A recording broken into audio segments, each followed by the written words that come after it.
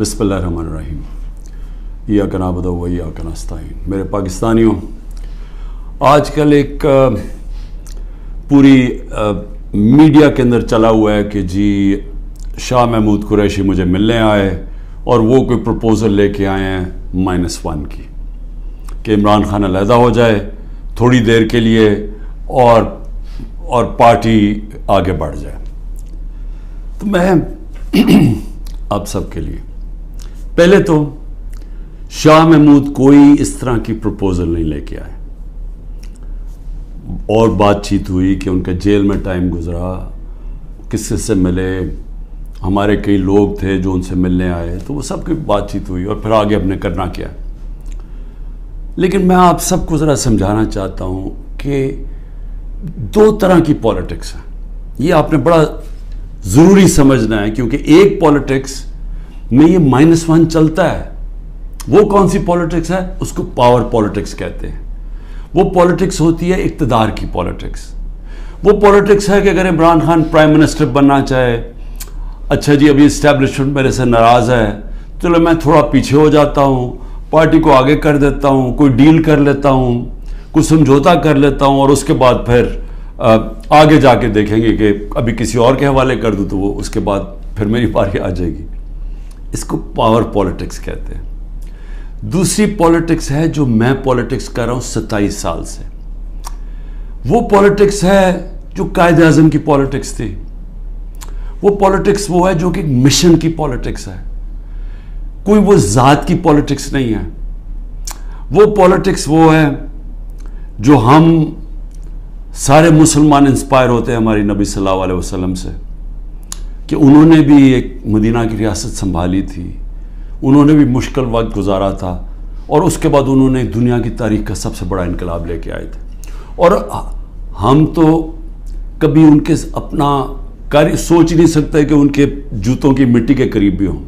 लेकिन कुरान में हमें हुक्म है कि उनकी ज़िंदगी से सीखो, उनकी सुन्नत से सीखो। वो पॉलिटिक्स बड़े मकसद की है, वो अपनी ज़ात से हट के है। कि मेरे नबी सल्लल्लाहु अलैहि वसल्लम जब सारा अरब उनके नीचे आ गया था तो उन्होंने अपना रहन सहन नहीं बदला, वो जिधर थे उधर ही रहे। मकसद बड़ा था, तो हम तो उनसे इंस्पायर हुए हैं। मैं तो ना पॉलिटिक्स में आता ही ना कभी। तो मैंने जो इंसाफ की तहरीक शुरू की थी, ये मदीना, और कहा था कि इस्लामी फलाही रियासत हमारा मकसद है। हम मदीना की रियासत से इंस्पायर हुए थे। जिस तरह की हरकतें हो रही हैं मेरे लोगों के ऊपर, मैं इसलिए ये आपके सामने रखना चाहता हूँ कि आज़ाद माशरों के अंदर ये नहीं हो सकता। ये सिर्फ ग़ुलामों को होता है। ये सिर्फ फ़िरौन ऐसी हरकतें करता था लोगों के ऊपर दहशत फैलाने के लिए, जो आज हमारे पे हो रहा है।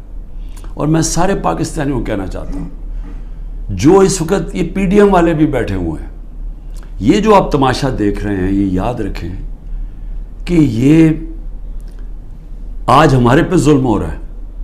ये जुल्म आपके ऊपर भी होगा जब एक मुल्क के सारे इंसाफ के इदारों को, जब उनको इस्तेमाल किया जाता है, हुकूमती इदारों को इस्तेमाल किया जाता है एक पार्टी को ख़त्म करने के लिए और उनके लोगों के ऊपर दहशत फैलाने के लिए, तो ये सिस्टम फिर जाता नहीं है। ये कोई भी संभाल के ये सिस्टम सब इस, अगर आज हमारे हकूक नहीं, अगर हमारे फंडामेंटल राइट्स नहीं है, तो ये अब कल आपके भी नहीं होंगे।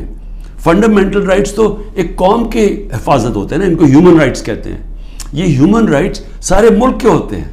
ये नहीं होता कि एक तबके के आप ह्यूमन राइट्स ले लें और वो तबका क्या है, मुल्क की सबसे बड़ी जमात जिसका सबसे बड़ा वोट बैंक है, अगर आप उसके ह्यूमन राइट्स आज वायलेट कर रहे हैं तो इसका मतलब ह्यूमन राइट्स नहीं है। क्योंकि ह्यूमन राइट्स को तो एक मुल्क की अदलिया उसकी हिफाजत करती है। तो हमारी अदलिया के तो कुछ सोचता ही नहीं। हमारी अदलिया ने तो, सुप्रीम कोर्ट कहता है इलेक्शंस होंगे 14 मई को आइन के मुताबिक, गवर्नमेंट परवाही नहीं करती, तो गवर्नमेंट आगे क्यों इलेक्शन। यानी ये तो इसका मतलब कि इस वक्त ताकत की हुक्मरानी आ गई, क्योंकि जब आप आइन से बाहर निकल गए तो कानून से बाहर निकल गए, उसके मतलब जो ताकतवर चाहे वो करेगा, तो ये सारे मुल्क को इफेक्ट करेगा। ये तबाही सारे मुल्क पे आ रही है। और ये जिस तरफ हम अब जा रहे हैं, ये जो जुल्म कर रहे हैं, सिर्फ और सिर्फ खौफ पिला के समझ रहे हैं कि ये पार्टी टूट जाएगी। اور کئی لوگ چلے بھی گئے ہیں. لیکن کیا اب میرے سے پوچھیں کہ کیا مجھے اس سے کوئی فرق پڑ رہا ہے؟ 150 سے اوپر کیسز کر دیے, قتل کا کیس آخری کر دیا میرے اوپر. مجھے 19 بیلیں لیے میں نے ایک دن میں, یہ دنیا کا ریکارڈ ہے. اس کے بعد 4 گھنٹے نیب میں بیٹھا ہوں. 4 گھنٹے نیب نے میرے سے وہ جو سوال پوچھے, میں چیلنج کرتا ہوں کہ کسی عدالت کے اندر کبھی بھی یہ کیس کی کوئی اہمیت ہو جائے. کوئی کیس ہی نہیں ہے, کیبنٹ کا فیصلہ ہے, ساری کیبنٹ نے فیصلہ کیا. اب یہ دکھانا تھا کہ مجھے اس سے کوئی ذاتی فائدہ ہوا. کیا القاعدہ جو پہلا بن چکی تھی, شروع ہو گئی تھی یونیورسٹی, کیا وہ ایک ٹرسٹ ہے؟ وہاں غریب گھرانوں کے بچوں کو مفت تعلیم مل رہی ہے سیرت نبی پہ اور یہ جو ٹیکنالوجی کے اوپر. وہ ٹرسٹ ہے جس نے شوکت خانم ہے. مجھے اس سے کیا فائدہ ہے؟ 1 روپیہ نہیں دکھا سکتے مجھے کیا فائدہ ہو, نہ ہی ہو. کسی ٹرسٹ سے کسی کو فائدہ نہیں ہو سکتا, ٹرسٹ ڈیڈ میں لکھا ہوا ہے. تو وہ کیسز بھی ہیں, قتل کا کیس بھی ہے, ہر روز کوئی نئے کیس آ جاتا ہے. عدالتوں کے میں چکر مار رہا ہوں, لیکن مجھے اس سے کوئی فرق نہیں پڑتا. میں ہر عدالت میں جاتا ہوں, ہر کیس میں جاتا ہوں, یہ بتانے کے لیے کہ میں قانون سے اوپر نہیں ہوں. جبکہ میرے اوپر یہ جان کے کیا جا رہا ہے, یہ مجھے خوف دلانے کے لیے کیا جا رہا ہے. میں یہ آج کہنا چاہتا ہوں کہ یا اس سے یہ سارے کیسز کریں, اور اس کیسز میں کیونکہ کسی عدالت میں کوئی سزا نہیں ہو سکتی, ملٹری کورٹس سیٹ اپ کیے ہیں, اپروور ڈھونڈے جا رہے ہیں جو کہ جی عمران خان نے ہمیں کہا تھا کہ وہ کور کمانڈر کا گھر جلاؤ, یہ کہیں گے, ان میں سے کوئی اپروور آ جائیں گے, مجھے ملٹری کورٹ میں لے جائیں گے, سزا ہو جائے گی. مجھے کوئی فرق نہیں پڑے گا.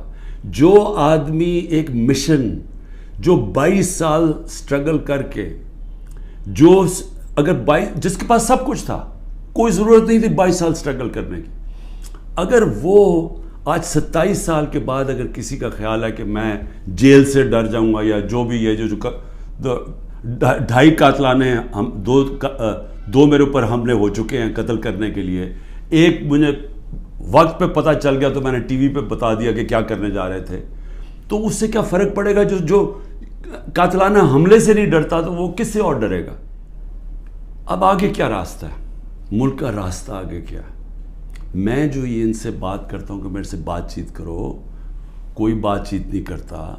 میں اپنی اسٹیبلشمنٹ آرمی چیف سے اسے کہتا ہوں کہ بات چیت کرو, کوئی بات چیت کرنے کے لیے تیار نہیں ہے. میں اپنی ذات کے لیے آپ سے بات نہیں کرنا چاہتا. مجھے آپ کچھ نہیں دے سکتے. قوم میرے ساتھ کھڑی ہے, کیا کوئی دے سکتا ہے؟ میں کوئی چور دروازے تو آنا نہیں چاہتا. اگر قوم مجھے ووٹ دے گی میں تیار ہوں, لیکن اگر قوم ووٹ نہیں دے گی تو نہیں. اللہ نے تو سب کچھ, میں وہ اللہ نے کا شکر ادا کرتا ہوں ہر وقت کا جو اس نے مجھے دیا. لیکن میں بات کرنا چاہتا ہوں کہ ملک تباہی کی طرف جا رہا ہے. یہ جو بجٹ آیا ہے, اس بجٹ کے اندر ذرا آپ کو سمجھ آ جانا چاہیے کہ ہم اب کدھر ایک دلدل کے اندر دھستے جا رہے ہیں. آپ یہ سوچیں کہ فیڈرل گورنمنٹ جو سارا جب وہ پیسے دے دے گی صوبوں کو, جو 5,000 ارب روپیہ صوبوں کو جب جائے گا, تو فیڈرل گورنمنٹ کے پاس جو پیسہ بچے گا اس سے زیادہ جو ہمارا سود دینا ہے, ہم نے قرضوں کے اوپر سود دینا ہے, وہ سود اس سے زیادہ ہے. 7,300 ارب روپے کا سود دینا ہے. مشکل سے فیڈرل گورنمنٹ کے پاس بچ جائے گا 7,000 ارب سے بھی کم, تو سارا پھر ملک قرضوں پہ چلے گا. ہم نے 3.5 سال میں 18,000 ارب 18,400 ارب قرضہ لیا تھا. 18,400 ارب قرضہ 3.5 سالوں میں. انہوں نے تقریباً 15,000 ارب قرضہ 1 سال میں لے لیا. تو یہ قرضے چڑھائے جا رہے ہیں, انڈسٹری بند ہو رہی ہے. گروتھ ریٹ جو تھی جس سے دولت میں اضافہ ہوتا ہے وہ 6.1% سال پہلے تھی, آج وہ پہنچ گئی ہے 0.3 پہ.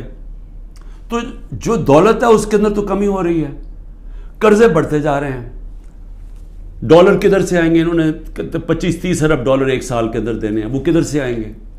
تو میں آج اس لیے یہ سوال پوچھ رہا ہوں کہ کوئی تو روڈ میپ ہوگا نا. ابھی تو روڈ میپ یہ ہے کہ کسی نہ کسی طرح عمران خان کو ختم کرو, اور اگر P T I Imran Khan سے تو اس کو ختم کرو. تو ابھی تو یہ ون پوائنٹ ایجنڈا, ساری ایجنسیز, سب کچھ, سارے ملک کے ادارے وہ اسی پہ لگے ہوئے ہیں کام کر رہے ہیں.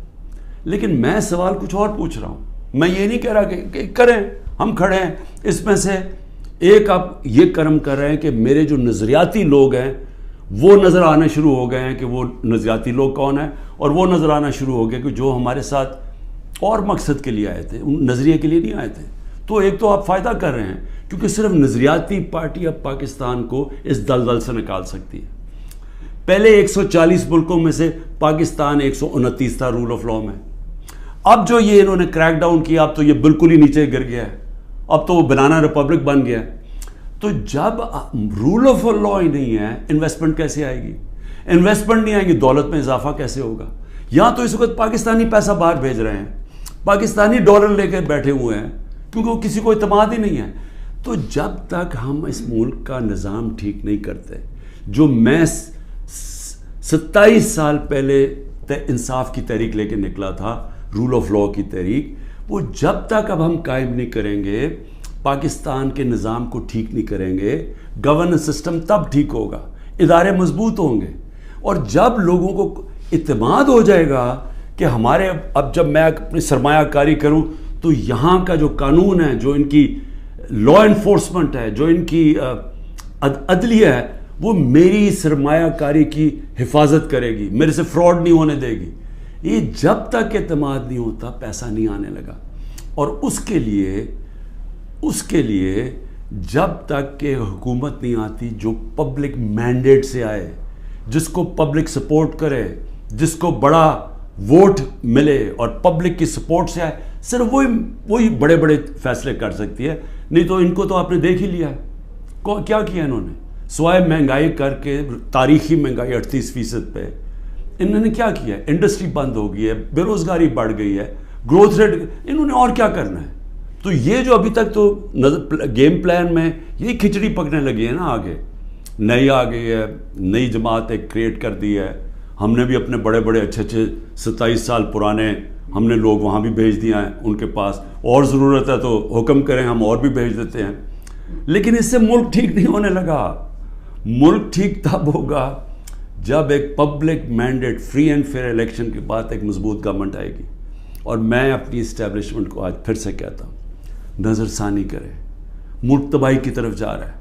اور جب یہ تباہی جس طرف جا رہا ہے, اور IMF کی اگلی کنڈیشنز آئیں گی, جس طرح انہوں نے مصر اور سری لنکا میں انہوں نے کنڈیشن لگائی, وہ کیا ہے کہ فوج کا بجٹ کام کرو, دونوں جگہ انہوں نے کہا. تو یہ تو ہم ادھر جا رہے ہیں کہ ہم اپنی سیکیورٹی اینڈ میں کمپرومائز کریں گے, اور اگر وہ سیکیورٹی کمپرومائز ہوگی اس ملک کی, تو ہمارے جو دشمن بیٹھے ہیں وہ ملک توڑنے کے لیے تیار ہیں. تو میں اس لیے آپ کو کہہ رہا ہوں, مجھے کوئی ریلیف نہیں چاہیے, مجھے کوئی آپ کی مدد نہیں چاہیے, میں کوئی کسی مجھے یہ سمجھے کہ یہ جو سارا کچھ ہو رہا ہے انتقامی کارروائی, مجھے چھوڑے میری بہنیں باہر جانے کے لیے نہیں تیار. وہ تو عورتوں کے اوپر تو کبھی اس ملک میں ایسے نہیں ہوا, لیکن ملک نیچے جا رہا ہے. اور اس لیے وقت کم ہے, جس طرح دن بڑھتے جا رہے ہیں ہم اور اپنے ملک کو تباہی کی طرف لے کے جا رہے ہیں. صرف قانون ختم ہو چکا ہے. کسی کو اس وقت, پھر سے میں کہتا ہوں, جب عدلیہ اپنے فیصلے نہیں کروا سکتی, جب آئین کی کوئی پرواہ نہیں کر رہا, جب پولیس کھلے عام گھروں میں گھس کے لوگوں کے گھر لوٹ رہی ہے اور اٹھا کے لے کے لوگوں کو جا رہی ہے, کلیکٹیو پنشمنٹ دے رہی ہے, تو اس ملک میں تو اب باہر کے لوگ کیا سوچ رہے ہوں گے؟ بتائیں نا, بیرون ملک پاکستانی جو آپ کا بڑا اثاثہ ہے وہ کیا سوچ رہا ہوگا؟ وہ کوئی سوچے گا کہ پاکستان میں پیسہ لگانا ہے؟ تو اگر انہوں نے نہیں لگانا تو اور تو اس وقت کوئی ہے نہیں. جب تک ہم ملک کی ایکسپورٹس نہیں بڑھاتے, وہ تو ٹائم لگے گا کہ ہم اپنی ڈالر انکم بڑھائیں. تو اس میں تو صرف ایک ہی انٹرم میں تو صرف اوورسیز پاکستانی مدد کر سکتے ہیں. شکریہ. پاکستان زندہ باد.